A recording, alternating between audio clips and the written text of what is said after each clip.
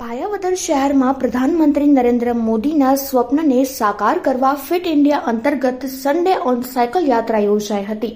ભાયાવદર શહેર ભાજપ મંડળ દ્વારા આયોજિત સન્ડે ઓન સાયકલ યાત્રામાં ડોક્ટર મનસુખ માંડવિયા જોડાયા હતા। સન્ડે ઓન સાયકલ યાત્રા શહેરના મુખ્ય માર્ગો પર ફરી કેન્દ્રીય મંત્રી માંડવિયા દ્વારા ફિટ ઇન્ડિયાનો સંદેશ અપાયો।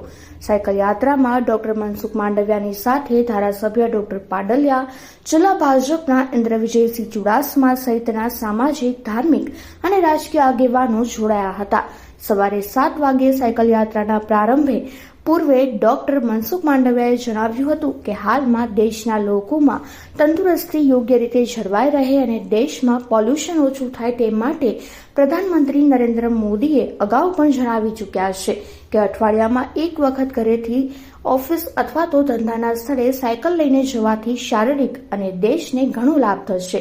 તે અંતર્ગત આજે ભાયાવદર શહેર ભાજપ દ્વારા સન્ડે ઓન સાયકલ યાત્રાનું આયોજન કરતા કાર્યકર્તાઓ અને હોદ્દેદારોને અભિનંદન પાઠવ્યા હતા।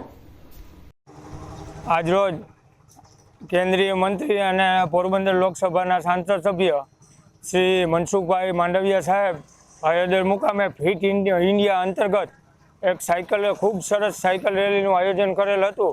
એમાં સર્વે નાગરિકો, વિદ્યાર્થી મિત્રો, હોદ્દેદારો, સામાજિક માણસો જોડાયેલા હતા।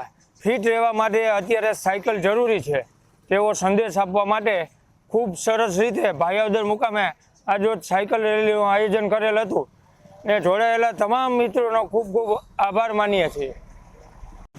આજે આપણા ભારતના કેન્દ્રીય કેબિનેટ મંત્રી અને પોરબંદર લોકસભાના સાંસદ સભ્ય ડૉક્ટર મનસુખભાઈ માંડવિયા સાહેબ સન્ડે ઓન સાયકલની અને ફિટ ઇન્ડિયા મુવમેન્ટની શરૂઆત ભાયાવદર મુકામેથી કરી હતી અને આ મુવમેન્ટમાં અંદાજિત 250 જેટલા યુવાનો જોડાયા હતા અને ફિટ ઇન્ડિયા મુવમેન્ટનો સંદેશ આપ્યો હતો। અને આ ફિટ ઇન્ડિયા મુવમેન્ટથી આપણે એ જાણવા મળે છે કે નિરોગી રહેવા માટે આપણે હંમેશા માટે કસરત કરતું રહેવું જોઈએ અને આપણે સાયકલિંગ કરતું રહેવું જોઈએ। એટલે આ બાબતે આપણે ગંભીરતાથી નોંધ લઈ અને કસરત ચાલુ કરવી જોઈએ। અસ્તુ।